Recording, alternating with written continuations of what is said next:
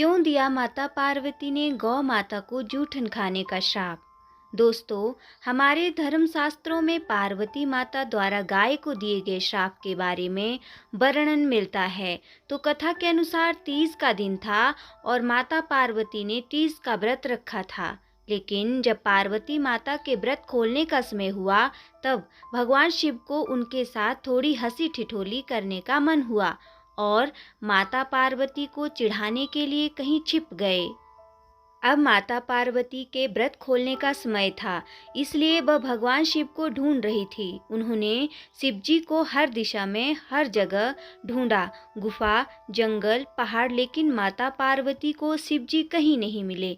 और अंत में थक हार कर माता पार्वती एक खाली मैदान में बैठ गईं और शिव जी के आने का इंतजार करने लगीं।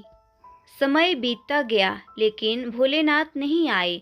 फिर माता पार्वती ने सोचा कि भगवान शिव तो समग्र सृष्टि के नाथ हैं, उन्हें कहाँ क्या हो रहा है सब पता होता है, और ऐसे में वह पार्वती माँ को पूजा करते हुए भी जरूर देख लेंगे और अपने ही आप प्रकट हो जाएंगे।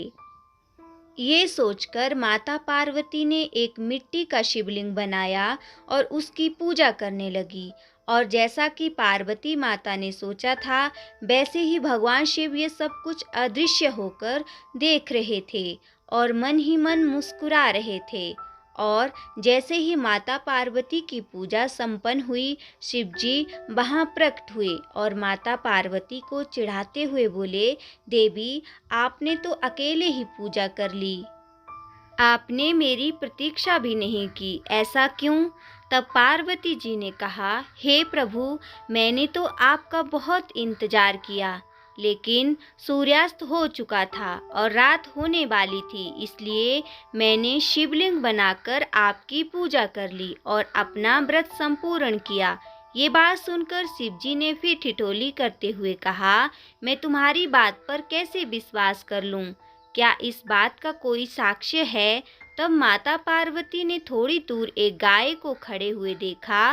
तब माता पार्वती ने कहा, ये गाय मेरी पूजा की साक्षी हैं, आप इन्हीं से पूछ लीजिए। लेकिन वह गाय भी भोलेनाथ की यह हंसी ठिठोली के बारे में जानती थी, जिसकी वजह से शिवजी ने उन्हें माता पार्वती की पूजा के बारे में पूछा।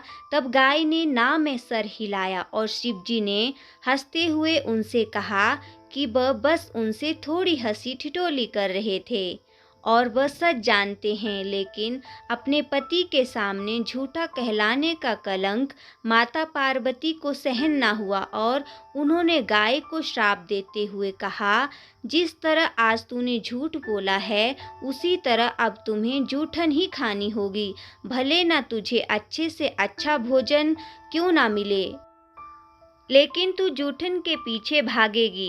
ये सुनकर गौ माता बहुत ही दुखी हुई और तब शिवजी ने माता पार्वती को बताया कि उस गाय ने मेरे कहने पर ही झूठ बोला था और उसका इसमें कोई दोष नहीं है। ये बात सुनकर माता पार्वती को अपने श्राप पर बहुत दुख हुआ और उन्होंने गौ माता को ये आशीर्वाद दिया कि वह दिव्य जन्मा हैं और उनके सभी गुण जैसे हैं वैसे ही रहेंगे, लेकिन उनका दिया गया श्राप अब नहीं टल सकता। तो मित्रों, इस कहानी से हमें ये सीख मिलती है कि असत्य बोलने का कितना बड़ा दुष्परिणाम हो सकता है। आप चाहे ही कितने बड़े गुणवान हो, असत्य बोलने का परिणाम तो हमें कभी न कभी मिलता ही है।